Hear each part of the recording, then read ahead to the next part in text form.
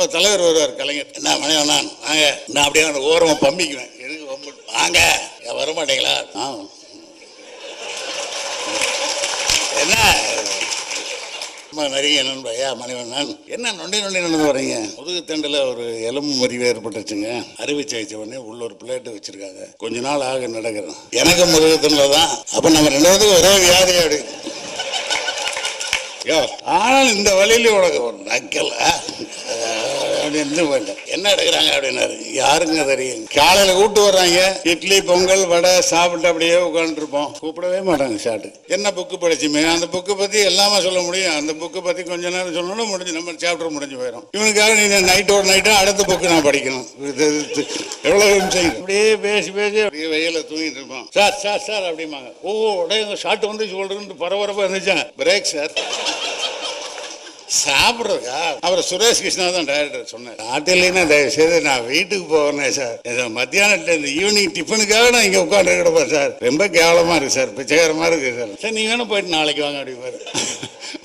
வண்டி எடுத்துட்டு பெட்ரோலுக்கு பணம் தருவாங்க, டிரைவருக்கு பேட்டா தருவாங்க, எல்லாம் வாங்கிட்டு வந்துடுவோம். படத்தை எளிமையாக எப்படி எடுப்பது என்பதை ராமரிடம் கற்றுக்கொள்ளலாம். கொஞ்சம் கூட வளையாமல் படம் என்பதையும் ராமரிடம் கற்றுக்கொள்ளலாம். எடுக்கலாங்க, 50 நாளில் படம் எடுக்கலாம்.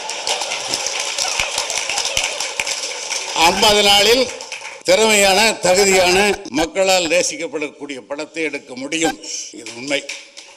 ஆனால் ஒன்றே ஒன்று, இந்த கேமராமேன்கள் கொஞ்சம் டைரக்டருக்கு கட்டுப்பட வேண்டும். இல்லாவிட்டால் அவர்கள் அந்த டெக்னாலஜி எல்லாம் கொண்டு வந்து வச்சுட்டு டைரக்டர்களை பயமுறுத்தி அந்த லென்ஸை போடு, இந்த லென்ஸை போடு, அந்த லைட்டை வை, இந்த லைட்டை வை, சாகடிச்சு தான் டைம் வேஸ்ட் ஆகுது. இளைஞன் ஒரு படம் நடித்தேன். அந்த படம் தயாரிப்பாளர் இப்போ போலீஸ் தேடிட்டு இருக்கு. அந்த தயாரிப்பாளர் அம்மாவை போலீஸ் தேடி கண்டுபிடிச்சு உள்ள வச்சிட்டாங்க. இவங்களோட அவங்க உறவினர் ஒருத்தர் வந்து சுத்தி இருந்தார், பெஞ்சமின். சமீபத்தில் காணா. சரி, அந்த கேஸில் அவர் தலைமுறை ஆயிட்டார். நானா முடிவு. அந்த படத்துலங்க செட்டு போட்டாங்க.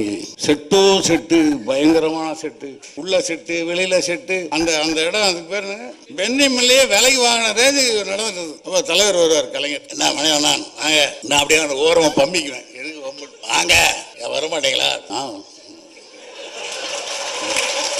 என்ன நிறைய நண்பர் ஐயா மணிவண்ணன், என்ன நொண்டி நடந்து வரீங்க? முதுகு தண்டில் ஒரு எலும்பு முறிவு ஏற்பட்டுச்சுங்க.